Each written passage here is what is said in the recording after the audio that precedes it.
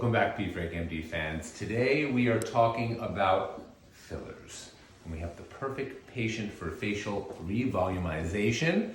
She had lost a little bit of weight after gaining 50 pounds from having a baby. She was on restrictions from her doctor, so she gained a lot of weight. She lost all the weight back, right? Yep. But it didn't seem to come off in the manner that she wants. Her body is where she wants it to be, but her face lost a lot of volume. Now, this is a unique situation with a lot of people who lose weight. It doesn't always come off in the same areas. As you get older, you lose weight more asymmetrically, and it's not uncommon to see this in the face. So Mother Nature's paradox, too much in one area and not enough in another. She's back to her ideal weight, but she's feeling too skinny here and feeling older. So we're gonna do some global revolumization, just basic education for fillers. There is no best filler. I'm gonna use a combination of biostimulatory agents like Radius and a combination of different hyaluronic acid-based fillers, different viscosities based on the areas. Now we are gonna treat the face globally. I don't treat features, I treat faces, and she's a perfect candidate to demonstrate this. I usually work from the outside in. There is some anesthetic in the products, so I want her to benefit from that, also minimizing bruising of any kind. I always tell people avoid the aspirin, the pain relievers, the vitamins, don't drink the night before. These are basic rules here. And we're gonna start with her temples. And I'll talk a little bit along the way.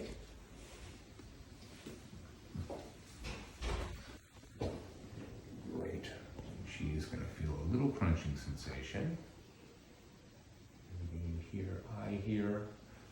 I'm placing this in a place where the biostimulatory filler radius is going to purposely migrate in the way I want it to fill the area globally. Amazing. Let's swap sides. She has very prominent cheekbones, so I don't want to fill her cheeks. It'll look fake, but I could lift the mid-face up by delivering some of this biostimulatory filler under the fascial plane, above the bone, and by revolumizing, she'll see a nice lift in the eye area and in the lateral mid-face. Put a little bit more in the temple. Should be pretty numb now. Great. Again.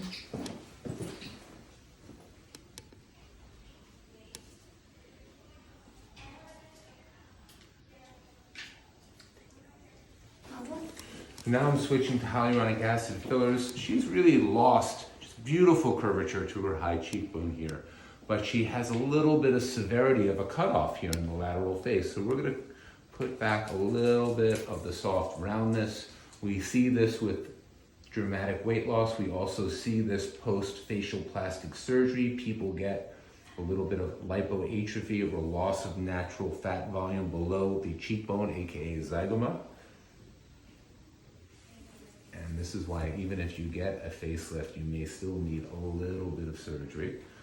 She also has I love her jawline, but it's a little too masculinized. We want to soften it up by putting a small amount of volume there. Again, we're working from the outside in. Excellent. We always tell the patients, it seems like we're doing a lot, but what we're doing is we're putting a little bit in many places. It is an art form. Beautiful. Turn your head this way. Again, a little bit of lipoatrophy here. 50 pounds and time can do this. Great. The key is not what you do, it's how you do it. So knowing your amounts, knowing how to volumize. I happen to like Radius. It's very predictable in my mind, much more predictable than Sculptra. Although I use an enormous amount of Sculptra on the body, I really like Radius. It's a natural product that biostimulates. Now we're moving closer. Oh, that's the girl I met when she came to work for me. All right. Relax the face. The most important thing is that she feels great being back to her pre-weight. Oh, yeah. Sometimes feeling great and not looking great can be very disconcerting. So by revolumizing the face, we can give her both. Now I'm using a milder blend hyaluronic acid called Versa, which I like more in the mid-face and around the mouth. Should be feeling rather numb. I know, guys, the audience, it feels like a lot of pokes, and it is, but she's probably not feeling much. She's kind of a tough cookie to begin with. But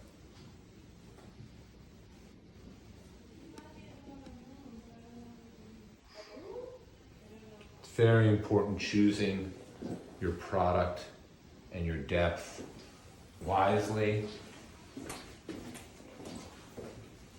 If you use something too thick in a place where there's thinner skin, it's just going to make the patient look over volumized. The whole goal here, guys, and the misconception of filler is that the whole point is it looks like nothing was ever done. And you certainly don't want, even if it is noticeable that you look better or fuller in the face, that no one can tell exactly what it was that was done, right? You don't want your features, you don't want your cheekbones or lips walking into the room first.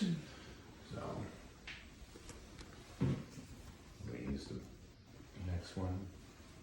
Use a little Bellatero, which I don't really consider Bellatero so much of a filler as I do a smoother. We hyper dilute that as well.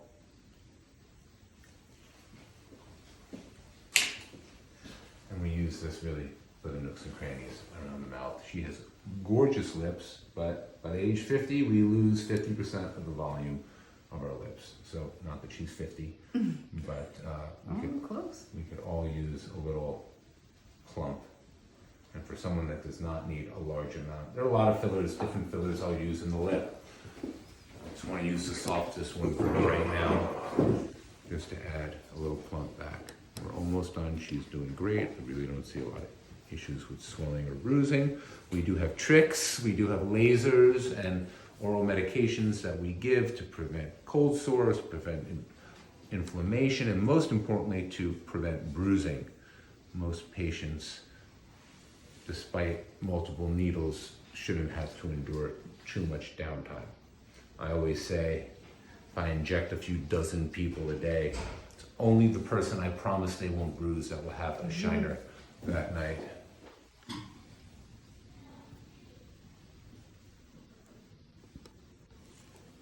You're gonna feel a drop in the upper lip.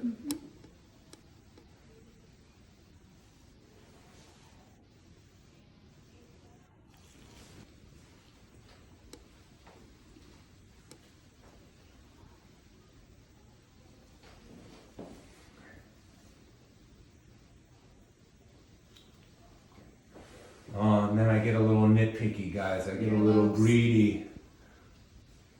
Nothing worse than losing a little volume in the earlobes and your beautiful bling doesn't sit well. This is true. It's not sitting well. Not sitting well. And then these little teeny lines right in front of the ear. Who wants that? When you're perfect, you can always find something that you don't like. This way. See how those ears turn down? We gotta turn them out. By putting a little bit of the lost volume back in the earlobe, it's always the best secret weapon. The fillers aren't expensive, it's the new bling you have to buy. Okay, so. Turn this way.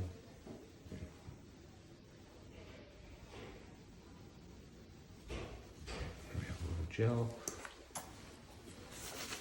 So you're going to be a little numb for a little bit. Okay, I'm officially jealous. Can I have mirror? She's back.